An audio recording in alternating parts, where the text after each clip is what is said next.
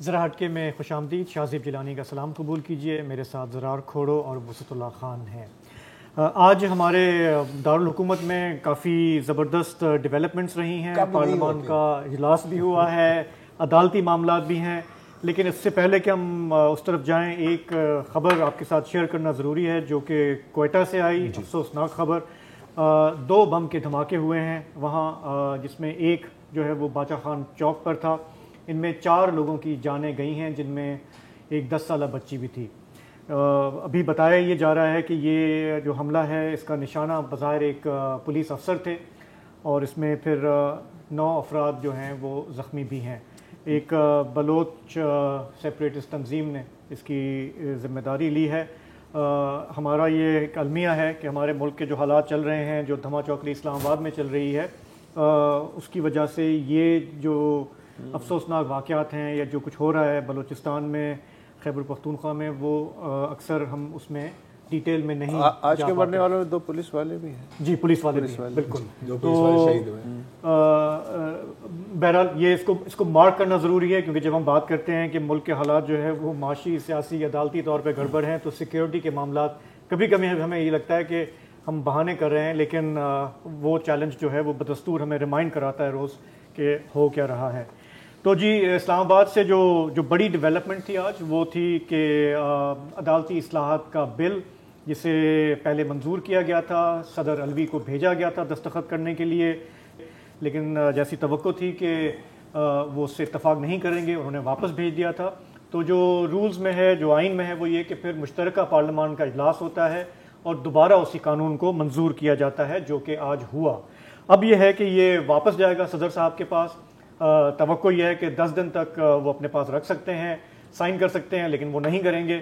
تو اس کے بعد 20 اپریل کو زرار وسعت یہ نافذ العمل ہو جائے گا, خود بخود ہو جائے گا. لیکن جو ہمارے قانونی ماہرین ہیں وہ کہہ رہے ہیں کہ ابھی 20 اپریل بہت دور ہے, اس سے پہلے کچھ ہو سکتا ہے. پورے 10 دن باقی ہیں, اور یہاں پر تو مطلب 1 گھنٹے میں ہفتہ گزر جاتا ہے. تو اسے چیلنج کیا جا سکتا ہے کورٹ میں. ہمارے اس وقت جو چیف جسٹس صاحب کا جو اس وقت پاسچر ہے, وہ خود بھی اسے کچھ کارروائی کر کے اسٹرائک ڈاؤن کر سکتے ہیں. تو اینی تھنگ کین ہیپن. بالکل. تو اکثر ماہرین جو ہیں وہ یہ اس بات سے اتفاق کرتے ہیں کہ یہ جو معاملہ ہے یہ از خود اختیارات جو ہیں چیف جسٹس کے, ان کی ریفارم کا ہے, اور اس پہ بار کاؤنسل, کافی سارے ایکسپرٹس کہتے ہیں کہ یہ ہونا چاہیے. جو اتفاق ہے, جو عدم اتفاق ہے, وہ اس بات پہ ہے کہ ٹائمنگ صحیح نہیں تھی, یہ ترمیم کے ذریعے ہونا چاہیے, اور یہ کہ اور وہ جو اپیل کی شک ہے, اس پہ بھی کچھ تحفظات ہیں. تو پی ٹی آئی کا یہ کہنا ہے کہ جی کہ یہ تو شارٹ لیوڈ قانون ہے, یہ چلے گا ہی نہیں اور یہ کل عدم ہو جائے گا. لیکن اس وقت جو حالات ہمارے چل رہے ہیں پارلیمان کے, عدلیہ کے, اس بیچ میں ہم دیکھیں گے کہ یہ معاملہ. سر آج کل تو یہ بھی نہیں گارنٹی آپ کر سکتے کہ کل عدم کرنے والے ہی نہ کل عدم ہو جائیں. ابھی تک تو یہ چیلنج نہیں ہوا ہے نا, ابھی تک. آج تو یہ پاس ہوا ہے, نہیں پاس ہوا ہے, اور نافذ العمل بھی نہیں. جب نافذ العمل ہو جائے گا اس کے بعد ہی چیلنج ہو سکتا ہے, اس لیے کہ ابھی تو کورٹ کہے گی بھائی کون سا قانون. بالکل صحیح. اچھا, لیکن ایک بات ہے, یہ جو تاثر ہے نا کہ جی حکومت عدالتوں کا احترام نہیں کر رہی, میرا خیال ہے کہ عدالتوں کا پورا احترام کر رہی ہے. اور اس کا ثبوت یہ ہے کہ آج جو ہمارے وزیر خزانہ ہیں اسحاق ڈار صاحب, انہوں نے عدالتی فیصلے کی روشنی میں کہ جی 21 ارب روپے کے جو الیکشن ایکسپینڈیچرز ہیں, یہ پیسہ جو خیبر پختونخوا اور پنجاب کے الیکشن کے لیے مختص ہوگا وہ الیکشن کمیشن کے حوالے کر دیا جائے. تو اس فیصلے کے احترام میں آج انہوں نے منی بل پیش کیا اور اس ایوان سے ریکویسٹ کی کہ بھائی یہ آپ منظور کر لیں, اس لیے کہ عدالت نے کہا ہے. ساتھ ہی ساتھ انہوں نے یہ فرمایا کہ ویسے میں ذاتی طور پہ یہ سمجھتا ہوں کہ جو ملک کی معیشت کی حالت ہے اس میں الگ الگ جو الیکشن ہیں وہ شاید فیزیبل نہیں ہوں گے, انہیں ایک ہی ڈیٹ پہ ہونا چاہیے. اور اس ریزرویشن کے ساتھ انہوں نے کہا کہ یہ بل پیش ہے, باقی آپ دیکھ لیں. اچھا, ساتھ ہی پھر سینٹ میں ایک قرارداد آج منظور ہوئی, اس میں بھی یہ کہا گیا کہ ایک ہی دن اگر الیکشن ہو جائے تو وہ زیادہ بہتر ہے. اچھا, یہ جو 10 اپریل کو یہ پیسے پہنچ جانے چاہیے تھے الیکشن کمیشن کو سپریم کورٹ کے فیصلے کے مطابق, 11 اپریل یعنی کل الیکشن کمیشن پابند ہے کہ سپریم کورٹ کو بتائے کہ پیسے ملے یا نہیں. اسحاق ڈار نے جو بل پیش کیا ہے اس کو قومی اسمبلی نے فائنانس کمیٹی کو بھیج دیا ہے، جس کا اجلاس 13 اپریل کو ہوگا. جی ٹھیک ہے. اور سینٹ کی جو متعلقہ کمیٹی جو اس بل پہ غور کرے گی وہ اپنی رپورٹ 14 اپریل کو پیش کرے گی، ہے نا. ٹھیک ہے. تو اب 10 اپریل کو کیا ہوا؟ اس کا مطلب ہے آج پیسے نہیں پہنچے. کل کیا ہوگا؟ الیکشن کمیشن کہے گا ہمیں پیسے نہیں ملے. تو 11 سے لے کے اور 13 کے درمیان اب دیکھنا یہ ہوگا کہ سپریم کورٹ توہین عدالت کا مقدمہ کیبنٹ پہ لگاتی ہے، پوری پارلیمنٹ اس کی لپیٹ میں آتی ہے. حالانکہ اگر کیبنٹ چاہتی تو یہ بل وہی منظور ہو سکتا تھا، لیکن چونکہ جمہوری حکومت ہے یہ، اس نے کہا کہ ہم جو ہے ایک محدود نہیں کرنا چاہتے جمہوری عمل کو، اس لیے پوری پارلیمنٹ، یعنی یہ بالکل ایسا ہے کہ میں اگر آپ کو قتل کرنے کی کوشش کروں تو بچنے کا ایک ہی طریقہ ہے کہ میں 100 اور لوگوں کے نام بھی ایف آئی آر میں لکھوا دوں کہ جس کو پکڑنا ہے پکڑ لے. اب یہ ہے. اچھا تو یہ اسی طرح پھر جرت ہوئی الیکشن کمیشن کو بھی. تو چیف الیکشن کمشنر جو ہیں اپنے سکندر سلطان راجہ، انہوں نے اسپیکر اور سینٹ کے چیئرمین کو ایک خط لکھا اور اس میں انہوں نے کہا، شکایت کی کہ جو الیکشن ایکٹ کا آرٹیکل 57(1) اور 58 ہے اس میں ترمیم کی ضرورت ہے، اور الیکشن کمیشن کو یہ اختیار ہونا چاہیے کہ الیکشن کی ڈیٹ کا اعلان وہ کرے. اور صدر نے جو اعلان کیا ہے وہ اپنے اختیارات سے تجاوز کیا ہے، تو یہ نہیں ہونا چاہیے. اور اس کے علاوہ بھی الیکشن کمیشن کی ریٹ کو ختم کیا جا رہا ہے دیگر اداروں کی طرف سے. یہاں دیگر کا مطلب ہے سپریم کورٹ ہے. ٹھیک ہے.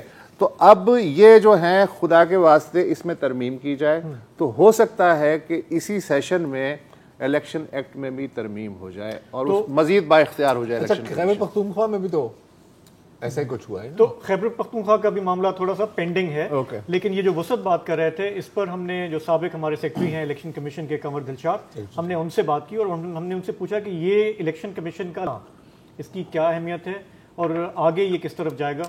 تو سنیے انہوں نے کیا کہا. تو یہ معاملہ جو الیکشن پاکستان نے اس لیے لکھا ہے کہ سپریم کورٹ آف پاکستان نے الیکشن کمیشن پاکستان کے اختیارات کو سلب کر لیا.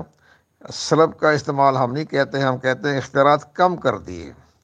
اور ان کے اختیار کم ہونے سے تو آرٹیکل 237 کو اس کی زد میں الیکشن کمیشن پاکستان آ گیا، کیونکہ آرٹیکل 237 کے تحت الیکشن کمیشن پاکستان کے اختیارات کم نہیں کی جا سکتے، اضافہ کیا جا سکتا ہے.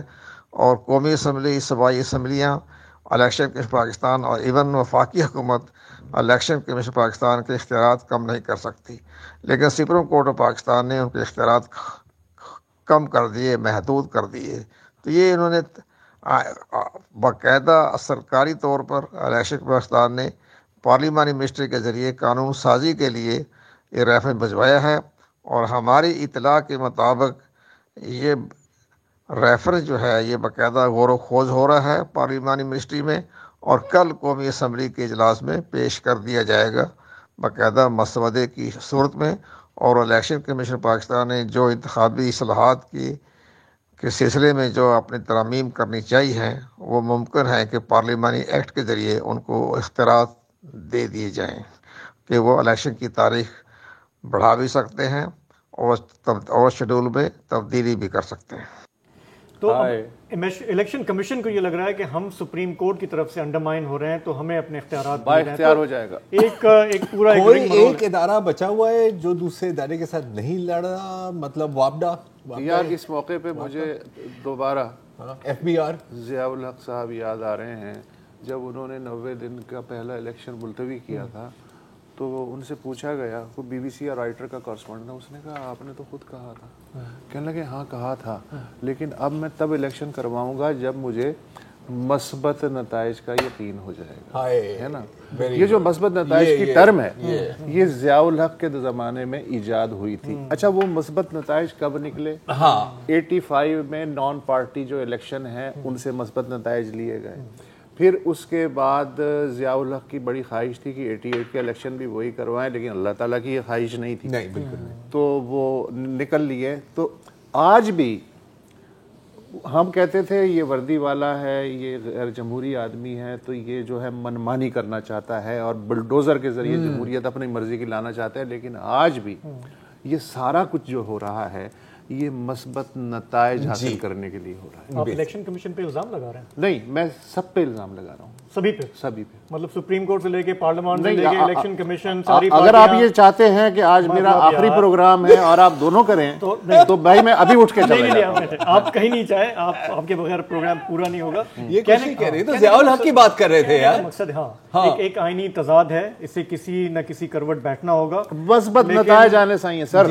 ہاں اچھا, تو آج یار ویسے اب میں اس کے اوپر ایک اور بھی تھیوری پیش کر سکتا ہوں یار. کیا یہ وجہ نہیں ہے یہ جو آئی ایم ایف کے ساتھ بار بار مطلب ڈیل ہوتی ہے نہیں ہوتی, اچھا کہ اگر آئی ایم ایف کے پیسے آ جائیں تو پھر سپریم کورٹ کہے گا کہ سر اب تو نوٹ آ جائے نا, اس میں سے الیکشن کرو. دستور کے حساب سے کنسپیریسی تھیوری ہے, اس کو سیریسلی مت لیں. دستور کے حساب سے جو پیسے ریلیز کرے گا الیکشن کمیشن کو وہ سیکریٹری خزانہ سائن کرتا ہے. سیکریٹری خزانہ واشنگٹن گئے ہیں آئی ایم ایف سے مذاکرات کے لیے اور وہ آئیں گے 14 تاریخ کے بعد. اور جو سیکیورٹی کی ذمہ داری ہے پرائمری و مسلح افواج اور پھر جو نیم فوجی دستے ہیں ان پہ ہے. 15 تاریخ سے فوجی آپریشن شروع ہو رہا ہے دہشت گردی کے خلاف. تو ایک پورا آرکیسٹرا جو ہے وہ زبردست قسم کا. اچھا ٹھیک ہے, میں یہ کہوں گا کہ ہو سکتا ہے کہ ان سب چیزوں کی ضرورت ہو بھی. ویسے پیسے جو ریلیز کرنے ہیں وہ سیکرٹری فائنانس کو تو خود کو تو نہیں کرنا ہے, اپنی جیب سے تھوڑی دینے ہیں. سائن چاہیے سر. فائل پر سائن. اتنی بھی سازشی تھیوری جو ہے نا, آپ حکومت کو لاقانونیت پہ مجبور نہ کریں. اچھا ٹھیک ہے. پلیز. تو اچھا ہمیں بریک پہ مجبور کیا جا رہا ہے. ہمیں بریک پہ مجبور کیا جا رہا ہے. واپس آتے ہیں تو بات کریں گے جسٹس قاضی فائز عیسیٰ کی آج جو موجودگی تھی پارلیمان میں. بہت سارے لوگ حیران رہ گئے, اس پہ زبردست تبصرے بھی ہو رہے ہیں. تھوڑا سا ہم بھی اس میں اپنا حصہ ڈالیں گے.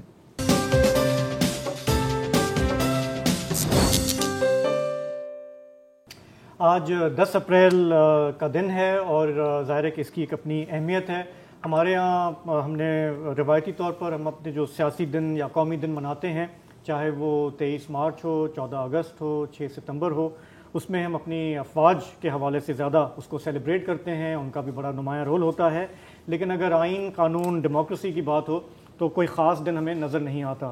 تو یہ کوشش کافی عرصے سے چل رہی تھی کہ جو لوگ آئین کی بات کرتے ہیں وہ آئین کو سیلیبریٹ بھی کریں, باوجود اس کے کہ اس آئین کے ساتھ کیا کیا کھلواڑ نہیں ہوا 50 سال میں. اس پر بھی ہم پروگرام میں آگے بات کریں گے.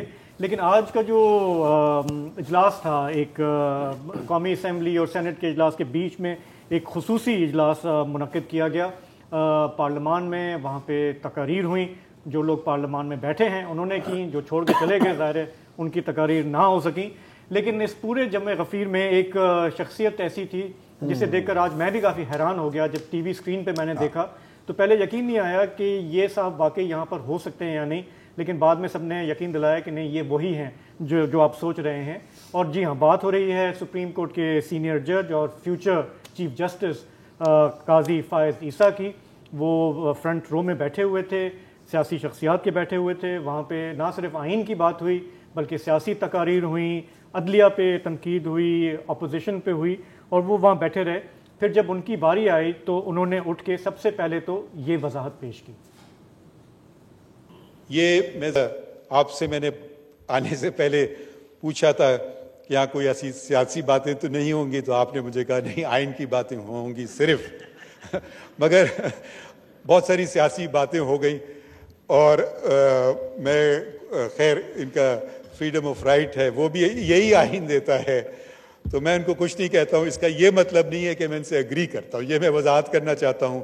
جہاں تک میں آپ یہ وضاحت دوبارہ کرنا چاہتا ہوں کہ جو سیاسی باتیں ادھر کی گئی میرا ان سے کوئی تعلق نہیں. اور شاید یہ جو برا نہ مانے ہم بیٹھے ہوئے ہیں, ہو سکتا ہے یہ کہیں, یا ہو سکتا ہے آپ کل کہیں کہ آپ کو بلائے بھی پھر بھی ہمارے خلاف آپ نے فیصلہ کیا.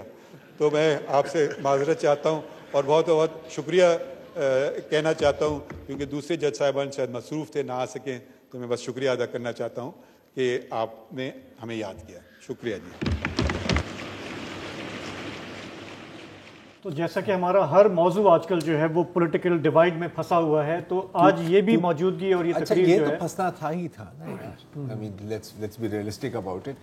ایک ان کی وضاحت ہے جسٹس فائز عیسیٰ صاحب کی, اور پھر ایک وہ تصویر ہے جن میں وہ بیٹھے ہوئے ہیں, ان کے ساتھ آصف علی زرداری صاحب بیٹھے ہوئے ہیں, اور پھر JUIFA کے ایک رہنما بیٹھے ہوئے ہیں. اچھا, اب اس میں یہ بھی بات کی گئی ہے کہ باقی جج صاحبان کو بھی دعوت دی گئی تھی لیکن وہ آ نہیں سکے. تو اگر کچھ اور وہاں پہ تین چار بھی جج صاحبان وہاں پہ بیٹھے ہوتے تو اتنا مسئلہ نہیں ہوتا, لیکن ایسا نہیں تھا.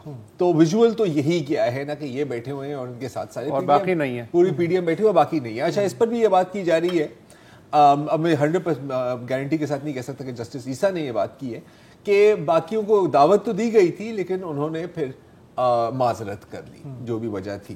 آپ اپنے بردر ججز کو کال کر کے پوچھ بھی سکتے ہو کہ یار آپ جا رہے ہیں نہیں جا رہے ہیں, ساتھ چلتے ہیں. اگر نہیں جا رہے تو بندہ کوئی 1000 بہانے بنا سکتا ہے, یار اب سوری پیٹ خراب ہے, کچھ بھی ہے, جو بھی جس طرح, جب اب نہیں کہیں جانا چاہتے. دوسری بات ہے کہ آپ پارلیمان جا رہے ہیں اس سیاسی ماحول میں, ہاں, تو یہ ایکسپیکٹ کرنا, چاہے بے شک اگر آپ کو گارنٹی بھی دی گئی ہوتی کہ نہیں سر بالکل ایسی کوئی سیاسی بات نہیں ہونی, یہ ایکسپیکٹ کرنا کہ آج کل پارلیمان میں اس طرح کی باتیں نہیں ہوں گی, تو میرا خیال ہے کہ یہ تھوڑی سی انریلسٹک بات ہے. تو اور پھر اس کے بعد ان کی اسپیچ کے بعد, کیونکہ آپ نے کہا نا کہ یہ سب سے پہلے یہی بولے تھے, اس کے بعد جو اسپیچز تھی اگر آپ سنیں, نہیں, ان سے پہلے کافی ہو بھی گئی تھی.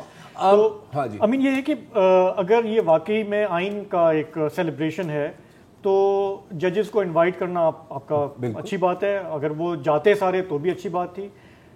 What I would have like to see is کہ یہ پھر ساتھ نہیں بیٹھتے پولیٹیشین کے ساتھ, ان کو آپ بٹھا دیں کیونکہ دے اپہولڈ دا کانسٹیٹیوشن. جب بھی یہ اسپیکر کی بھی ذمہ داری تھی. یہ جو سیٹنگ ارینجمنٹ تھا یہ تو جان بوجھ کے. دیکھیں ہمارے یہاں ہم بار بار یہ کہتے ہیں کہ وہ جو آپٹکس ہے نا, they are more important than the reality. آپ کا دل صاف ہو, اور انہوں نے کتنا بھی ڈسکلیمر دیا لیکن ان کے جو کرٹکس ہیں وہ نہیں مانیں گے اس وقت. نہیں, اس کا مطلب یہ ہوا کہ ان کے ساتھ شاید کچھ تھوڑا سا وہ بھی ہوا ہے, ڈبل گیم بھی ہوا ہے, اس لیے کہ وہ جو کہہ رہے ہیں کہ مجھے نہیں اندازہ تھا اور مجھ سے کہا گیا تھا کہ یہاں سیاسی تقریریں نہیں ہوگی, تو یہ مطلب ایک طرح سے انہیں اٹکانے کی بھی کوشش کی گئی ہے. اور یہ بالکل ہو سکتا ہے. اچھا, کہ سیٹنگ تو میرا خیال ہے کہ جان بوجھ کے کرائی گئی ہے, لیکن میں کہوں گا کہ ان ساری چیزوں کے باوجود اس وقت, اور خاص طور پر لیکن اگر وہ چلے جاتے تو وہ اور مزید ایک برا اثر پڑتا اگر مطلب باہر کی دنیا پہ کہ یار دیکھو اس موقع پہ یہ جا رہے ہیں. کیونکہ سپریم کورٹ کا پھر یہ بھی ایک ایشو ہے نا کہ یہ تو خیر اکیلے ان کا آنا تھوڑا سا کنٹروورسی ہو گئی, پھر اگر صرف وہ بردر ججز آتے وہ ایک اور وہ بھی ایک ڈیوائیڈ بن جاتی. تو اس سچویشن میں آئی تھنک میں تو کہوں گا کہ بہتر ہوتا کہ دیکھیں ان کو اچھی طرح سے پتا ہے کہ ان کے اوپر پہلے بھی جب وہ صدارتی ریفرنس اور وہ سپریم جوڈیشل کاؤنسل کا تو کس طرح کا پروپیگنڈا کیا گیا تھا, وہ سب کے سامنے ہے, اور اس کے اوپر پھر بعد میں معذرت بھی کی گئی. آج کل کے ماحول میں پارلیمنٹ میں جانا اور سمجھنا کہ یہاں پر غیر سیاسی تقاریر ہوں گی, یہ ناقابل سمجھ ہے. بہتر ہوتا کہ آپ ریکیوز کرتے تھے اپنے آپ کو, کہتے کہ جی میں بڑی, آپ کو بہت اچھی بات ہے کہ آپ لوگ ایسا کر رہے ہیں, یو ہیو مائی بلیسنگز, لیکن میں خود نہیں آ سکوں گا, کیونکہ یہ اکیلے بھی ہوتے, 2 لوگ بھی ہوتے, 3 لوگ بھی ہوتے, جیسے آپ کہہ رہے ہیں وہی جو فیکشن ہے برادر ججز کی, الزام وہی لگنا تھا. بہتر ہے کہ آپ اوائڈ کر دیں, یا جب آپ کو کہا بھی جاتا تھا کہ یار آپ نے یہاں بیٹھنا ہے ان کے بیچ, تو آپ کہتے کہ نہیں جی میرے لیے بہتر ہے کہ میں سائڈ پہ بیٹھ جاؤں. اچھا, اس میں اگر میرا ٹیک یہ ہے کہ نارمل اگر سرکمسٹانسز ہوتے ہیں نا کہ مثلاً انتظامیہ اور عدلیہ کے بیچ ایک تو آپس میں گتھم گتھا ہے, پھر خود ودن عدلیہ جو کچھ ہو رہا ہے, تو یہ ٹائمنگز ایسی ہیں کہ جانا ہی نہیں چاہیے تھا. ہاں, اگر یہ دونوں چیزیں نہ ہوتی اور یہ چلے جاتے تو کوئی بڑی بات نہیں. رائٹ. تو اب اگین یہ مطلب اس کا پریسیڈنٹ ہے, زیادہ نہیں ہے لیکن ہے. جیسے کہ چیف جسٹس پاکستان جمالی صاحب 2014 میں انہوں نے سینٹ کو بھی ایڈریس کیا تھا, لیکن آج کا ماحول بہت مختلف, بہت مختلف. ویسے آپ کو یاد ہوگا عمران خان صاحب کے دور میں ثاقب نثار صاحب 36 دفعہ پبلکلی ساتھ بیٹھے ہیں, گپے لڑا رہے ہیں, تقریریں کر رہے ہیں, لیکن چونکہ وہ سٹینڈرڈ نہیں ہے ہمارا, مطلب اگر قاضی فائز عیسیٰ کو اگر آپ ثاقب نثار سے کمپیئر کرنا تو وہ بہت ہی لو سٹینڈرڈ. اچھا, پھر چونکہ یہ ہے کہ یہ ان کی پوزیشن اس لیے بھی سینسیٹیو ہے کہ اگلے چیف جسٹس بھی یہی ہیں, تو زیادہ احتیاط. اور یہ ان کے اوپر جو یہ نشانے پہ رہے ہیں کئی سال سے, जनरल फैज़ के निशाने पे थे, फिर इमरान खान साहब के निशाने पे थे, फिर अपने जजेस के निशाने पे रहे हैं, चौधरी निसार अली के निशाने पर सर तो बिल्कुल। जो इतना बुलिंग के रिसीविंग एंड पे रहा हो, they have to be like extra cautious. ये तो बहरहाल ये जो इनकी जो प्रेजेंस थी, मुझे लगा कि आज जो इतना बड़ा मेला सजा हुआ था उस पर ये हावी हो गई जी। और ज़ाती तौर पे बहुत अच्छी बात है कि पार्लियामान ने इस ओकेजन को किया। रज़ा रब्बानी साहब ने इसको लीड किया हुआ है। जस्ट पॉइंट ऑफ रेफरेंस के जो जिन लोगों ने ये जो कमेटी बनी थी आइन वाली, उसमें से अभी कोई भी जिंदा नहीं है जिन्होंने उस पर सिग्नेचर्स किए थे, सिवाय साईं कायम अली शाह के। He is only living person who is a signatory and who was part of that committee. तो ये और कुछ नहीं है, ये नेशंस की हिस्ट्री में इस चीज़ को रिकग्नाइज करना, ऑनर करना, सेलिब्रेट करना। और बहुत अच्छी बात की आज मैंने तकरीर जब मैं देख रहा था किसी ने कि आई थिंक काजी फायज ईसा ने की कि अमेरिकन स्कूल्स में जब इनकी वाइफ पढ़ाती थी तो वो प्राइमरी लेवल से वो आपको बताते हैं आइन के बारे में, फंडामेंटल लॉ, फंडामेंटल राइट्स के बारे में। और हमारे यहाँ एक अजनबी डॉक्यूमेंट है। हाँ बिल्कुल। तो वो तकरीरों में हर कोई पॉलिटिकल पार्टी अपने पर्पस के लिए तो इस्तेमाल करते हैं। क्या आपको लग रहा है कि ये वो साल है जिसमें 50 साल पूरे हो गए आइन को? मुझे तो नहीं लग रहा है। ये जो आज अचानक सेशन हुआ है, मुझे तो अचानक लगा है, कोई तला नहीं थी। पहले पब्लिसिटी होती है ना कि यार एक खुसूसी एकदम ही हो गया और एकदम से हो गया खाना पूरी के लिए। कोई अभी तक आपको डाक टिकट नजर आया, कोई क्वाइन नजर आया, कोई तकरीबात नजर आई, कोई बैरूने मुल्क, अंदरूने मुल्क? नहीं, मैं आपको बताऊं, इसकी तैयारी जो है वो तो पिछले साल से चल रही है। नहीं, लेकिन कहाँ है? लेकिन वो मैं आपको वही बता रहा हूँ कि हम जिस क्राइसिस मोड में फायर फाइटिंग में रहते हैं, मुझे ये पता है कि कभी 1-2 महीने पहले सिंध असेंबली में इस हवाले से काफ़ी बड़ा इन्होंने किया।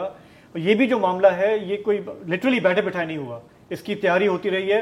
हम प्रोग्राम में आगे लेंगे, जफरुल्लाह खान को इन्वॉल्व रहे हैं, उनसे भी आप लेकिन किस सतह तक ट्रिकल डाउन नहीं हुआ? क्योंकि हम देखें ना, हमारे जो मसले हैं ना जिसमें हम फंसे हुए हैं, ये लिटरली ये एक लग्जरी लगती है कि आप इसमें भी इंडल्ज करें। लेकिन चलें, अच्छा हुआ कि ये इन्होंने आइन के हवाले से इन्होंने ये बात कर ली। हम एक ब्रेक लेते हैं, वापस आते हैं तो हम जरा इस आइन पे गुजरी क्या क्या है आपको वसत बताएंगे कि ये किन मराहल से गुजर के हम यहाँ पे पहुंचे हैं। थोड़ा उस पर नजर डालना भी जरूरी है।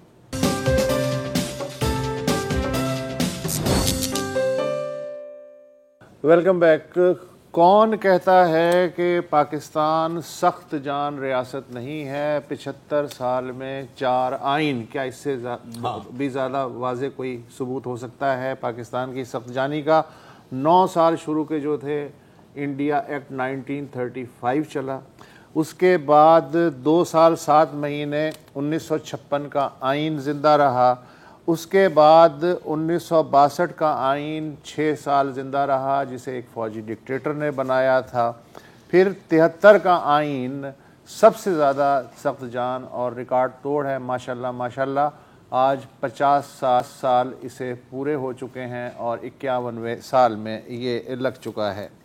ये जो 73 का आइन है, ये इसकी सबसे मुतबर्रिक बात ये है कि ये इलेक्टेड नुमाइंदों ने बनाया था। वो दूसरी बात है कि बाज़ लोग एतराज़ करते हैं कि ये आइन साज असम्बली नहीं थी क्योंकि मशरक़ी पाकिस्तान जो है वो ख़त्म हो चुका था और नए इलेक्शन होने के बाद नई आइन साज असम्बली बननी चाहिए थी ताकि फिर वो बनाती, लेकिन इस पर डिबेट होती रहेगी।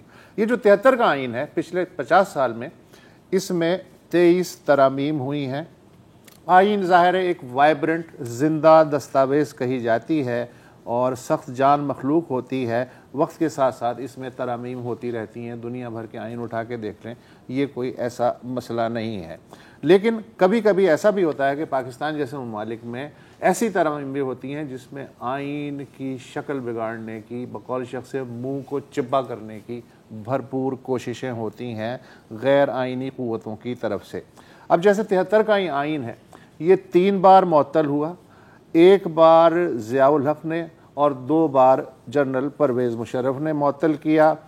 3 अबूरी आइनी हुक्मनामे इस के ऊपर जो हैं लैंड किए गए और आइन की तौहीन वर्बली करने की कोशिश की गई। मसलन ज़ियाउल हक ने कहा कि आइन क्या है, 12 सफ़ों की दस्तावेज़ है, इसे मैं जब चाहे फाड़ सकता हूँ। फिर मुशर्रफ ने कहा कि अब मैं क्या पाकिस्तान को बचाऊं या आइन की तरफ देखूं। तो इस तरह की तौहीन आमेज़ गुफ्तगू भी इस आइन ने बर्दाश्त की। 2 बार ये पार्लिमानी से नीम सदारती हुआ और फिर पार्लिमानी हुआ। 18वीं तरमीम ने सूबों को वही इख्तियारात दिए जो शेख मुजीबुर रहमान को जिन पे राज़ी किया जा सकता था, लेकिन ना उस वक्त समझाने वाले में कोई समझ थी, ना शायद समझने वाला समझने के लिए तैयार था, वरना ये सब ना होता। 73 का जो आइन 73 का जो आइन था, ये फैसलाबाद का घंटा घर बना रहा। शुरू में सारे के सारे इख्तियारात वज़ीर आज़म की ज़ात में मुर्तकिज़ कर दिए गए।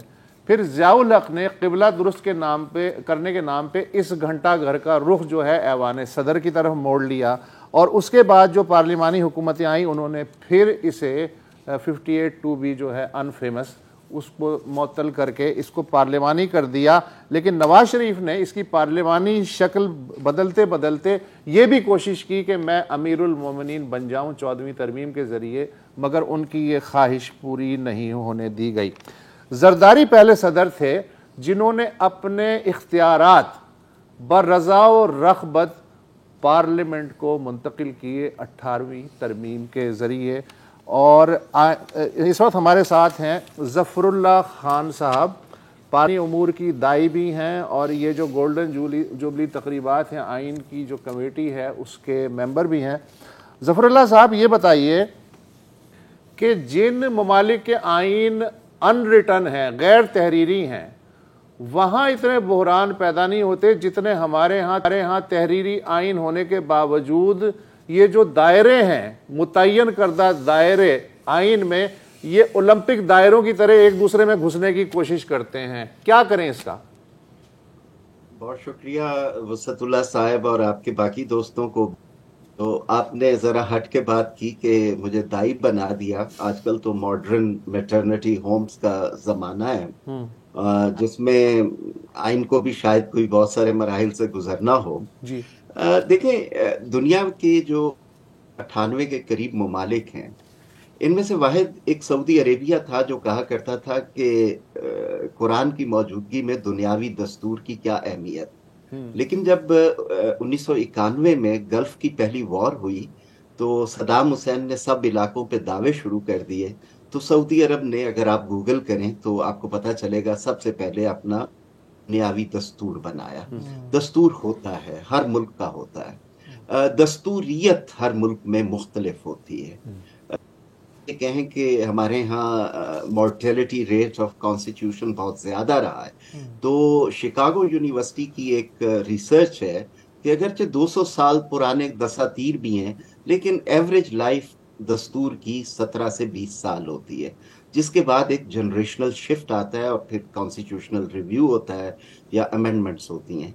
हमारी बदकिस्मती है कि हमने रिव्यू और उसकी तरफ जाने की बजाय डिसरप्शंस देखी हैं। डिसरप्शंस की वजह, अब जब आपने बहुत सारे लोगों के नाम लिए जो कहते थे कि दस्तूर की क्या अहमियत, हालांकि दस्तूर की अहमियत ये है कि इसी से इदारे बनते हैं, इसी से वसाइल की तकसीम होती है, इसी से शहरियों को हकूक मिलते हैं। मुहज़्ज़ब मुआशरे की तश्कील तो यही होती है। हमें 50 साल लगे हैं दस्तूर का जश्न मनाने में।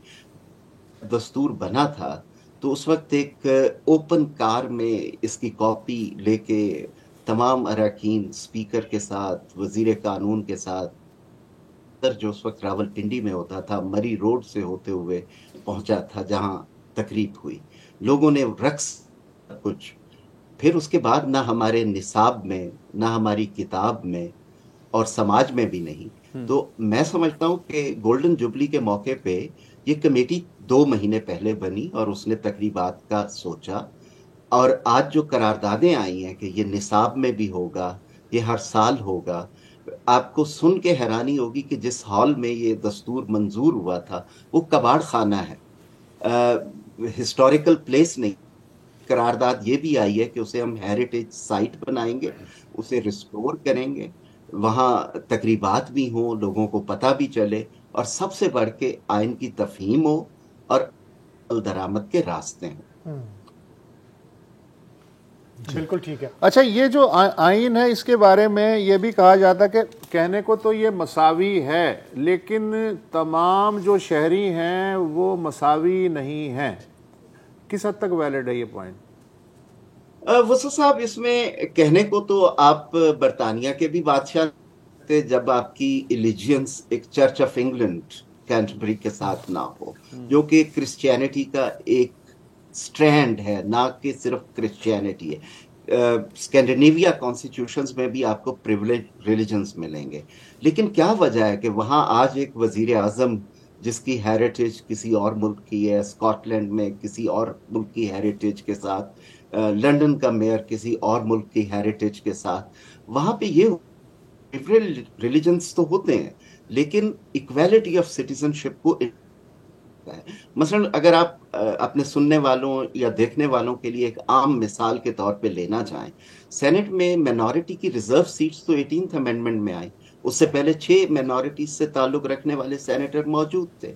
कौमी असम्बली में ये 2018 के इलेक्शन में पहली बार हुआ कि सिंध से एक साहब रमेश कुमार वो बराह रास्त जीत के आया। तो ये नहीं कहा गया कि अब माइनॉरिटी की रिजर्व सीटें 9 हो जाएंगी, नो, इक्वालिटी पे आप compete करेंगे। ये जो रिजर्वेशंस और वो सारे किस्से हैं वो अफर्मेटिव एक्शन है। शायद बाज लोग घबराते हो बात करने से।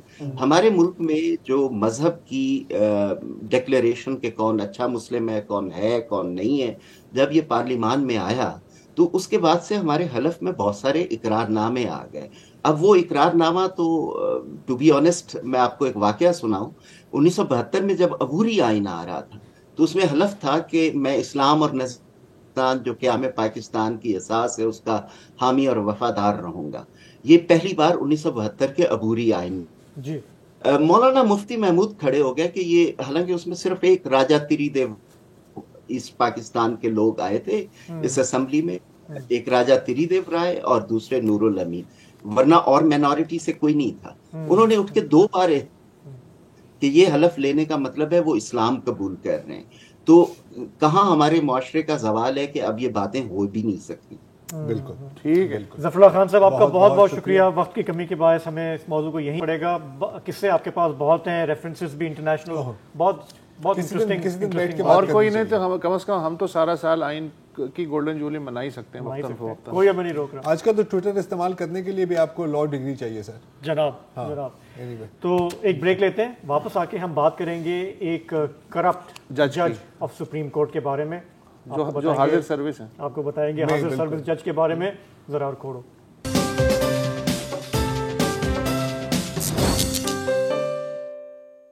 Welcome back. कुछ ऐसी खबरें हैं जिन पर बाकी एंकर बात करने से डरते हैं, लेकिन हम, बिलखसूस मैं, किससे डरता बढ़ता नहीं हूं। एक अदालत उज़्मा के एक सीनियर हाजिर सर्विस जज हैं जिनके ऊपर बार बार ये इल्ज़ाम लगाया गया है कि वो एक सियासी जमात के हक में फैसले देते हैं और कि उनके एक मखसूस नजरिए की तरफ वाज़े झुकाव है। ये भी इल्ज़ामात उन पर माजी में लगे हैं कि वो और उनकी अहलिया इस पार्टी के एक बहुत बड़े सपोर्टर, बहुत बड़े मोहसिन, जो खुद भी एक रियल एस्टेट टाइकून है, उनकी जानिब से पैसे और मुख्तलिफ तहाइफ भी हासिल किए जिनको कानून के मुताबिक डिक्लेयर नहीं किया गया। अब ये सब कुछ साबित हो गया है, हम सबूत आपके सामने भी पेश करेंगे। और इसके बाद सियासतदान आवाज उठा रहे हैं कि जज साहब को कम से कम चाहिए कि सियासी केसेस को सुनने से माजरत कर लें, और कुछ तो ये भी कह रहे हैं कि उनको अपने ओहदे से भी हटा देना चाहिए। और इससे पहले कि पैमरा या हद तक इज्जत का नोटिस आ जाए, मैं सिर्फ आपको बताना चाह रहा हूं कि मैं बात कर रहा हूं यूनाइटेड स्टेट्स ऑफ अमेरिका के supreme court justice Clarence Thomas साहब की। अबे यार बस सर क्या करें यार, हाँ थोड़ी मतलब छोटे छोटे बच्चे हैं मेरे उस। अच्छा, क्लैरेंस थॉमस साहब की एक बहुत अच्छी दोस्ती है हार्लन क्रो से। हार्लन क्रो एक बिलियनर हैं टेक्सास के, जिनका खानदानी कारोबार रियल एस्टेट में ही रहा है। और जैसे मैंने कहा मलिक हार्लन क्रो हैं, मलिक हार्लन क्रो, वो जो भी बहुत, उनसे भी बहुत बड़े हैं। और ये रिपब्लिकन पार्टी के मोहसिन रहे हैं जैसे मैंने कहा है। और क्रो साहब की जो कंपनी है क्रो होल्डिंग्स, उसने माजी में $3 मिलियन से जायद रिपब्लिकन पार्टी और रिपब्लिकन पार्टी के जो मुख्तलिफ कॉजेज हैं, जो मुख्तलिफ उनकी जो मुहिम चलती हैं, उनको डोनेट किया है। और जाती तौर पर भी मिलियंस ऑफ डॉलर्स दिए, लेकिन वो कहते हैं कि जी वो किसी को बताने की जरूरत नहीं है। तो मेजर कैंपेन कंट्रीब्यूटर हैं। اب ہمیں پتہ لگا ہے کہ پچھلی 2 دہائیوں سے جب بھی چھٹیاں آتی ہیں سپریم کورٹ کی، کیونکہ آپ کو پتا ہے کہ کورٹ کی بھی چھٹیاں ہوتی ہیں، تو سب سے پہلا کام جو کلیرنس ٹامس صاحب کرتے ہیں وہ ہارلن بھائی کو کال کرتے ہیں اور ہر چھٹیوں میں وہ ان کے ساتھ ایک سیر پر جاتے ہیں. اچھا سیر بھی کبھی بڑی لاجواب قسم کی ہے.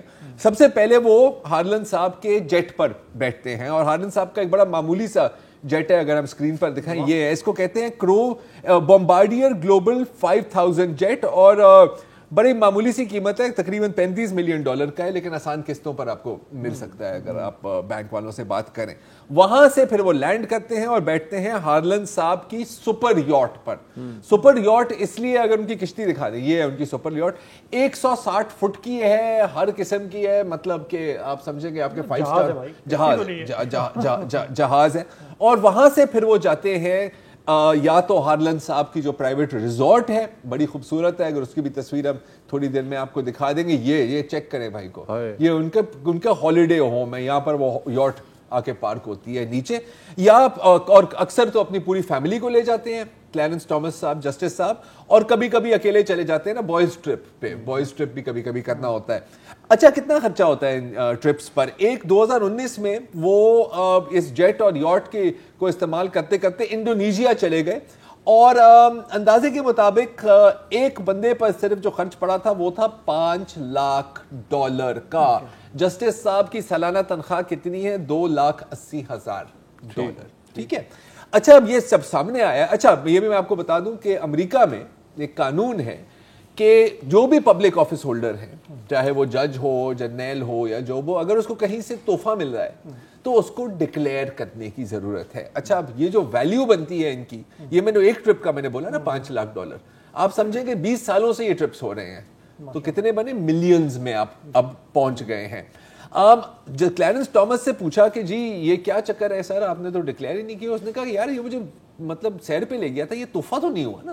تحفہ تو ہوتا ہے کہ یار یہ تو آئی فون لے لے بھائی، یہ گھڑی لے لے، یہ کارنر پلاٹ ہے، یہ تو چیک کر لے، ہاں BMW لے لو، یہ وہ and so on and so forth. تو اس کو مجھے کرنے کی کیا ضرورت تھی؟ اس نے کہا کہ یار دیکھو بھائی میں بھی جج ہوں، مجھے قانون کا پتہ ہے، اور میں نے جو ابھی باقی میرے بھی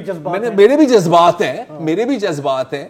اور جب میں نے اپنے باقی جج صاحبان سے پوچھا، انہوں نے کہا یار کچھ نہیں ہوتا ہے. اچھا لیکن ان کے خلاف کوئی کارروائی ہوئی کیا؟ ان کے خلاف ابھی کارروائی نہیں ہوئی ہے، لیکن یہ بات کی جا رہی ہے کہ نئی قانون سازی کی ضرورت ہے تاکہ ان چیزوں کو ٹائٹ. امریکہ میں تاحیات جج ہوتا ہے نا؟ ہاں جی تاحیات جج ہوتا ہے. اچھا لیکن یہ کچھ نہیں ہے. پھر ہم آتے ہیں کلیرنس ٹامس صاحب کی اہلیہ جینی ٹامس کی جانب. اچھا جینی ٹامس بھی بڑی مزیدار ایک شخصیت ہے. آپ کو یاد ہوگا کہ 6 جنوری 2021 کو کیا ہوا تھا؟ چڑھائی ہوئی تھی کیپٹل میں، ریڈ زون میں لوگ گھس گئے تھے سر. ہاں اور اندر گھس گئے. یہ دیکھیں. اچھا یہ اس سے پہلے کیا ہوا تھا کہ ٹرمپ صاحب نے ایک ریلی کی تھی کہ سر یہ پچھلی الیکشن میں نا دھاندلی ہوئی ہے، یہ جو سارے کرپٹ مافیا ہے، یہ جو ساری اسٹیبلشمنٹ ہے، انہوں نے مجھے باہر نکالنے کی کوشش کی ہے اور آپ لوگ جائیں کیپٹل اور آپ وہاں پر مظاہرہ کریں. اور پھر ہوا یہ. جینی ٹامس صاحبہ اس جلسے میں شریک تھی. نہ صرف اچھا جہاں تک جینی کی بات ہے تو ان کی ایک کنزرویٹو تھنک ٹینک ہے جینی ٹامس صاحبہ کو، جو ویسے تو NGO ہے، اس کو بھی یہ ہارلن صاحب نے $5 لاکھ ڈونیشن کے طور پر دیے تھے. اچھا حالانکہ یہ نان پروفٹ ہے، جینی صاحبہ کی سالانہ تنخواہ اس نان پروفٹ آرگنائزیشن میں $1,20,000 ہے. یہ بس کوئی بات نہیں. اچھا لیکن کیا اب یہاں تک تو سب کچھ صحیح ہے یار. دیکھیں ان کی ایک نظریہ ہے، نہیں ان کا ایک نظریہ ہے، لیکن کیا ان کی اہلیہ کا نظریہ ان کی فیصلوں پر نظر انداز ہوتا ہے؟ اثر انداز ہوتا ہے. سوری، سوال کا جواب ہے ہاں. کیونکہ ابھی کیا ہوا ہے کہ جینی ٹامس نے یہ پچھلی 2020 کے الیکشن کے بعد تقریباً کوئی 100-150 ای میلز کی تھی تمام ریپبلکنز کو اور وائٹ ہاؤس کے چیف آف سٹاف کو کہ جی ہم ٹرمپ صاحب کے حق میں ایک فوج اکٹھی کر رہی ہیں، آپ لوگوں نے جو بھی کارروائی کرنی ہے، جسی طرح اپنے اس الیکشن کو بلاک کرانا ہے آپ کریں. جب کیس ایک آیا ایک ریپبلکن سینیٹر کا، کیونکہ آپ کو پتا ہے نا آج کل کارروائی چل رہی ہے کہ جنوری 6 میں ہوا کیا، کتنے ریپبلکنز کو پتا تھا یا نہیں پتا تھا، تو جب ایک سپینہ دیا گیا کہ ایک ریپبلکن کانگریس وومن کو کہ آپ اپنی ساری ای میل اور اپنی ساری فون کی ٹیکسٹ ریکارڈز کمیٹی کے سامنے دیں، تو ایک ہی جج صاحب نے اس پر اعتراض کیا, وہ کون تھے؟ کلیرنس ٹامس صاحب. بار بار کلیرنس ٹامس صاحب سے کہا کہ جی یہ جو 2020, کیونکہ آپ کی اہلیہ ان کی نہ صرف سپورٹر تھی بلکہ ان کی آرگنائزر تھی, تو آپ معذرت کر لیں کیس سے. اس نے کہا کہ نہیں, لیکن میری بیوی الگ ہے, میں الگ. سپریم جوڈیشل کونسل نہیں ہے, وہ ایکشن نہیں لے سکتی. نہیں, ایسا کچھ نہیں ہے نا سر, ایسا کچھ نہیں ہے. تو یہ ہو رہا ہے. اور ہاں, اور یہ جو آپ دیکھ رہے ہیں نا, یہ جو لوگ گھس گئے تھے اندر, تو جنی ٹامس آن دا ریکارڈ نے کہا ہے کہ جی ان کے خلاف جو کارروائی ہو رہی ہے نا یار, یہ سیاسی انتقام ہو رہا ہے, کیونکہ یہ تو بیچارے بے گناہ تھے, انہوں نے کچھ نہیں کیا. تو یہ حال ہے امریکہ شریف کا. لیکن کچھ تو ہوگا, سینٹ نکال سکتی ہوگی, کانگریس نکال سکتی ہے. مجھے پوری طرح علم نہیں ہے. امپیچمنٹ ہو سکتی ہے جج کی, لیکن مجھے نہیں پتا کہ کیا اس کا فورم یا کیا اس کا پروسیجر ہو. یہ بات مجھے اچھا لگا جو عجب کرپشن کی غضب کہانیاں جو باہر ملکوں کی ہے نا, کیونکہ ہم اپنے ہی رونا روتے رہتے ہیں اور مثالیں دیتے ہیں باہر ملکوں کی. تو بڑے عرصے بعد ان کا نام سننے کو ملا. 90s میں مجھے یاد ہے جب ان کی اپوائنٹمنٹ, وہ بھی بہت کانٹروورشل تھی. آپ غلط لوگوں کو لائیں گے, وہ غلط کام کریں گے. سر آپ کبھی بات کریں وہاں پر جو حلقہ بندی میں جو ہینڈ ہوتا ہے نا, اور ہزار چیزیں ہیں, اس کے اوپر پوری سیریز ہو سکتی ہے. چلیں, فی الحال پروگرام کا وقت یہیں ختم ہو رہا ہے, ہمیں اجازت دیجیے. خدا حافظ, شب بخیر.